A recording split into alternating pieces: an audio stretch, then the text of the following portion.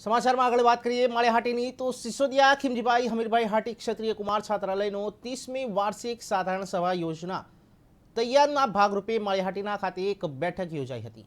સિસોદિયા ખિમજીભાઈ હમીરભાઈ હાટી ક્ષત્રિય કુમાર છાત્રાલય ખાતે 2022 અને 23 વર્ષના હિસાબો માટેની તેમજ આગામી વર્ષ માટેની કાર્યવાહી માટે 30મી વાર્ષિક સાધારણ સભા સિસોદિયા ખિમજીભાઈ હમીરભાઈ હાટી ક્ષત્રિય સમાજ જે ગાંધીગ્રામ જૂનાગઢ મુકામે તારીખ 24/9/2023 રોજ રવિવારે સવારે 9:30 કલાકે સાધારણ સભાની બેઠક મળશે।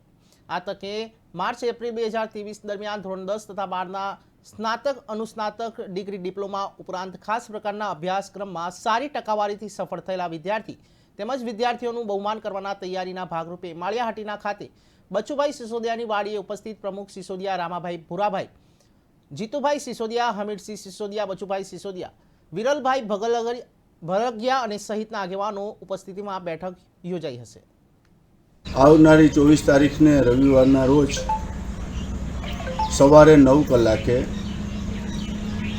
કુમાર છાત્રાલયની 30મી વાર્ષિક સાધારણ સભા મળવા જઈ રહી છે। ત્યારે મારે જ્ઞાતિના તમામ વડીલો, આગેવાનો, જ્ઞાતિબંધુઓ અને જે બાળકો ત્યાં ભણે છે એમના તમામ વાલીઓને વિનંતી કરવી છે કે આવનારી 24 તારીખ 30મી સાધારણ સભાની અંદર તમે અચૂક હાજરી આપો અને આ કાર્યક્રમ આપણો રૂડો લાગે એવું કરો।